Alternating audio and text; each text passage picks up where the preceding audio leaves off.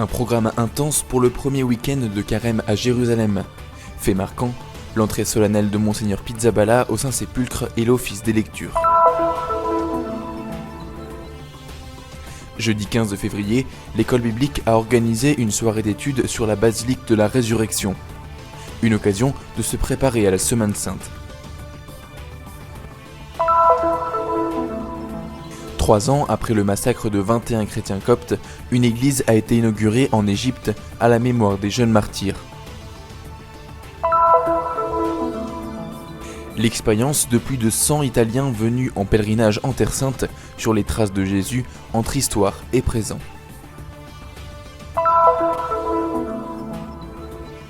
Un million et demi de chapelets seront produits à Bethléem pour les participants aux Journées mondiales de la jeunesse au Panama. Un encouragement à prier pour la paix.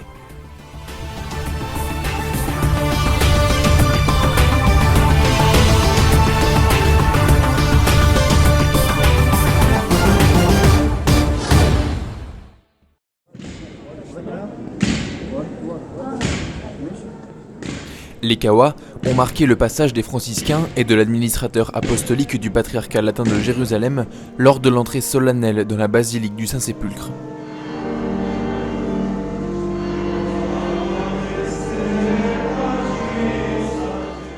Accompagnés de nombreux fidèles, ils ont effectué la procession traditionnelle et parcouru des lieux qui rappellent les moments forts de la Passion du Christ.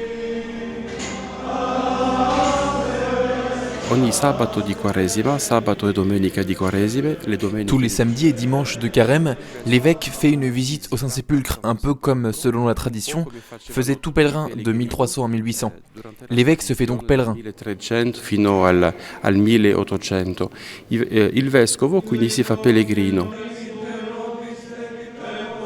La cérémonie a commencé devant l'autel du Saint-Sacrement.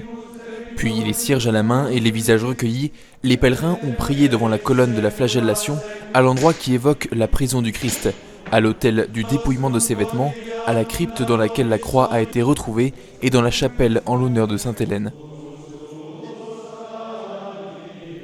Accompagnée de chants et de prières, la procession a continué en direction du Calvaire, en montant au lieu de la crucifixion de Jésus-Christ.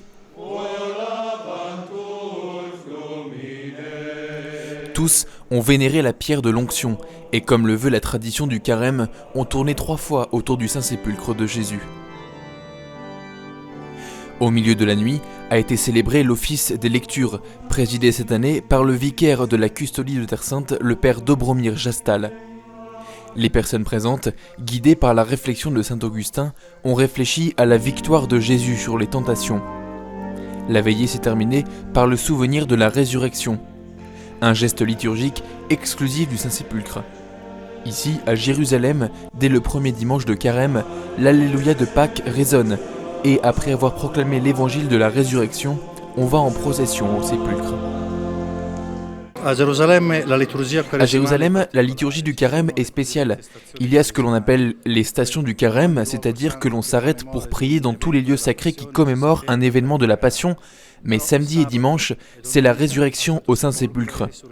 Nous y allons pour conclure dans un certain sens les prières qui sont faites dans la semaine, en souvenir de la Passion, qui se termine par la crucifixion et la résurrection du Christ.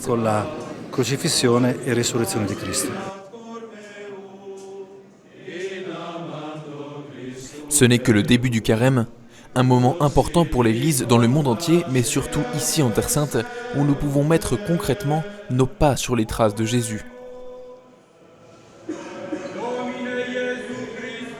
Ici, comme à Rome et à Constantinople, nous avons une liturgie itinérante.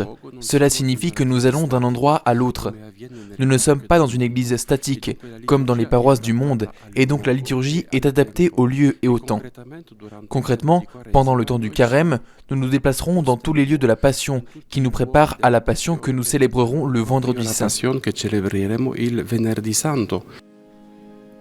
À Jérusalem, dans les lieux saints qui rappellent la Passion, tels que Gethsémani, Dominus Flevit et la flagellation, il y aura une messe commémorant ces événements. Pour ceux qui ont le privilège d'être ici durant cette période, l'expérience est unique. C'est vivre un temps fort et intense de spiritualité qui m'amènera à la Semaine Sainte et au Triduum Pascal, au mystère de la joie de la résurrection du Christ, dans la basilique même du Saint-Sépulcre où Jésus est ressuscité, où l'espace et le temps fusionnent. Pour moi, tout cela signifie accompagner Jésus, être au même endroit où il a vécu et annoncer la bonne nouvelle de l'Évangile. Proclamer gospel.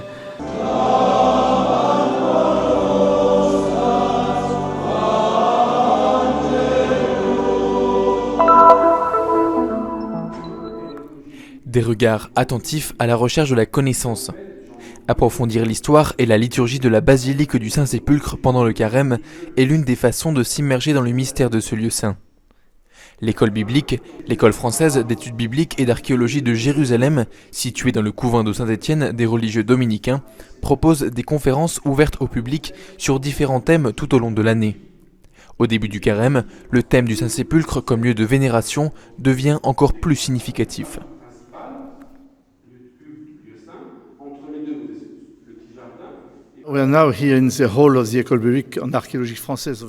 Nous sommes ici à l'école française d'études bibliques et d'archéologie de Jérusalem, fondée en 1890. Nous y recevons des étudiants qui souhaitent vivre les cours bibliques, historiques et archéologiques, et 2 fois par mois, nous essayons de partager les résultats de nos recherches avec un public plus large. Nous invitons donc quelques amis et un public varié à écouter les débats sur l'archéologie, l'histoire et les études bibliques. Archaeology, history, biblical studies. Le conférencier de jeudi dernier était le frère Stéphane Milovic, franciscain. Comme il l'a souligné au cours de son exposé, on peut dire que dans le Saint-Sépulcre, c'est Pâques tous les jours. Non seulement le temps et l'histoire déterminent le calendrier liturgique, mais dans les sanctuaires, le lieu lui-même. Pour cette raison, spécialement à Jérusalem, les dimanches de carême, le chant de l'Alléluia et la proclamation de l'évangile de Pâques sont anticipés. Tout comme à Jérusalem, c'est Pâques toute l'année. À Bethléem, c'est Noël tous les jours. Dans les lieux saints, la liturgie est marquée par le hic du latin, ici, et non déterminée par le temps liturgique qui est célébré dans toute l'Église. La basilique du Saint-Sépulcre a été construite avant tout pour le culte et la vénération. Des chrétiens du monde entier viennent dans cette basilique parce qu'ici, le Christ est ressuscité. Et ils viennent ici pour voir que la tombe est vide. La première émotion est la vénération de l'endroit. Ensuite, nous pouvons célébrer l'événement à travers la liturgie. Tout a été construit et conçu en vue de la vénération du lieu et pour la célébration de la liturgie. Tutto è stato costruito, concepito in vista della venerazione della liturgia. Une occasion d'en apprendre plus sur l'histoire et les curiosités du Saint-Sépulcre. La basilique entière est pleine de lieux de vénération, en plus du sanctuaire où se trouve le sépulcre. Nous vénérons le calvaire, la pierre de l'onction, la chapelle de Sainte-Hélène, où selon la tradition, la croix du Christ a été trouvée, et encore une fois, la colonne de la flagellation. Bien que les lieux sacrés de la basilique soient officiés par différentes églises chrétiennes, l'église catholique, l'église orthodoxe grecque, l'église arménienne, l'église copte, l'église syriaque, les lieux saints peuvent être vénérés par tous. Tous célèbrent le même mystère de la résurrection, même si avec des rites différents. Il y a aussi des traditions communes à tous, comme la procession autour de la tombe. Le centre est toujours le Christ ressuscité, et toutes les confessions chrétiennes tournent autour de ce soleil unique. Ceux qui ont assisté à la conférence ont maintenant plus de raisons de se préparer à bien vivre la semaine sainte dans cet endroit. J'ai apprécié cette conférence parce que j'ai la chance de vivre à Lecce Homo, donc sur un lieu saint, mais de comprendre cette distinction entre les lieux de saints évocateurs de mémoire, donc parce que c'est pas forcément un lieu de saint historique, mais pour pouvoir quand même se recueillir dans un lieu saint évocateur de mémoire, pour prier autour des textes liturgiques. Mais en fait, j'ai envie de dire que ce lieu... Dans les environs de la ville de Samalout, en Égypte, a été inaugurée une église dédiée aux 21 chrétiens coptes décapités il y a 3 ans par les terroristes de la faction de l'État islamique. 13 des victimes venaient de cette région. Les membres de la famille des victimes ont pris part à la célébration. Tous espèrent que les restes des corps trouvés l'année dernière en Libye y seront transférés.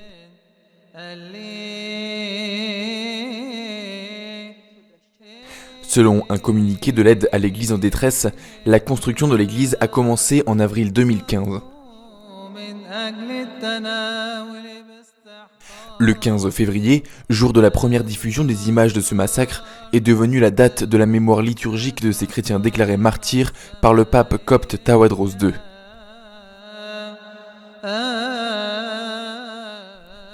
À plusieurs reprises, le pape François a personnellement condamné les massacres des chrétiens coptes égyptiens. À propos de ses frères qui ont été tués pour le simple fait de professer le Christ, il a dit « Le sang de nos frères chrétiens est un témoignage qui crie. Peu importe qu'ils soient catholiques, orthodoxes, coptes, luthériens, ce sont des chrétiens. Le sang est le même, le sang qui professe le Christ. »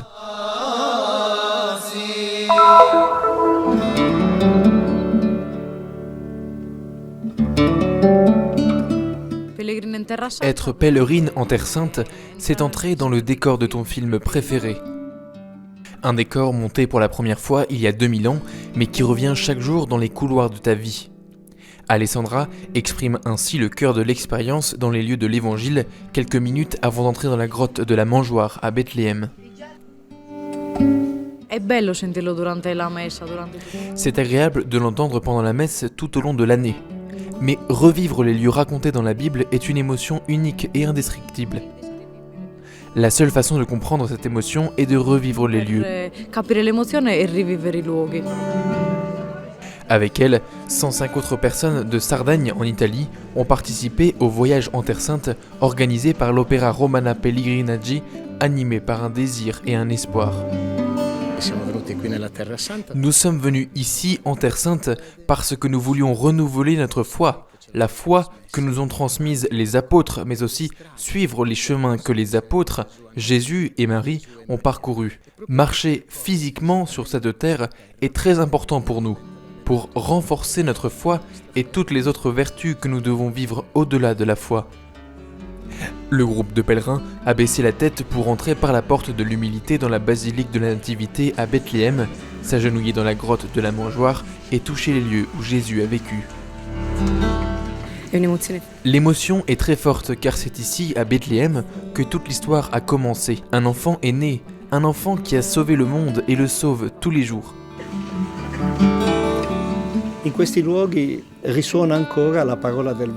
Dans ces lieux, la parole de l'Évangile résonne encore et nous parle. Et elle parle d'une manière très spéciale, parce qu'écouter la parole du Seigneur dans ces lieux signifie voir l'Évangile. Et cette vision de l'Évangile reste dans le cœur et produit l'expérience grande et forte que chaque chrétien peut faire dans sa vie après sa visite en Terre Sainte. Les pèlerins, qui ne cessent d'augmenter ces derniers mois, atteignant des chiffres records, ont l'occasion de connaître l'historicité des évangiles, mais aussi de se souvenir des lieux de la révélation, d'expérimenter leur actualité. De tout le pèlerinage, ce que je garderai le plus dans mon cœur sera le sentiment d'un Jésus que nous continuons à crucifier chaque jour, mais qui chaque jour continue à renaître dans nos cœurs.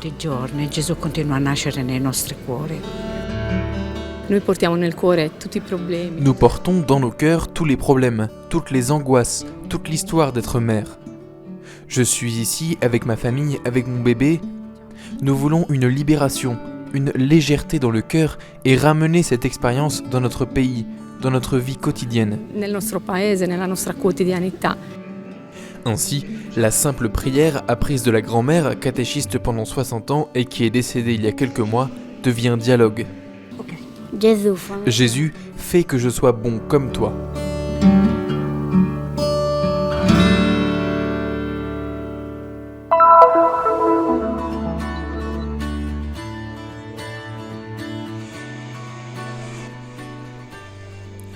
1,5 million de petites croix en bois, 81 millions de graines à assembler sur 750 km de fil élastique et 800 personnes impliquées.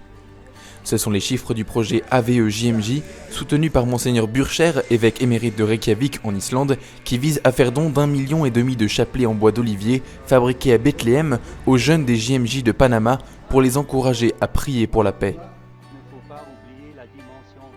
Pourquoi AVE-JMJ? Parce que le pape François a plusieurs fois exprimé le vœu que l'on prie pour la paix dans le monde. La paix lui tient vraiment très très à cœur.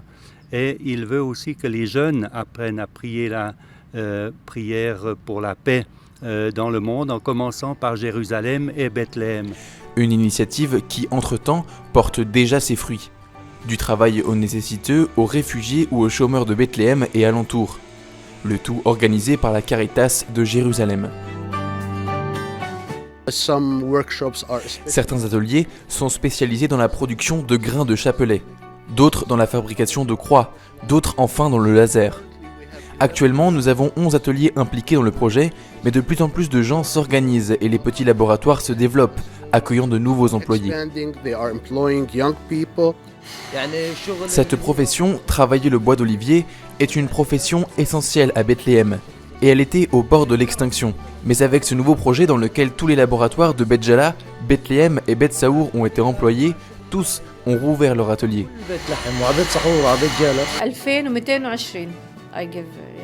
J'ai déjà produit 2220 chapelets en une semaine. Maintenant, nous en assemblons d'autres.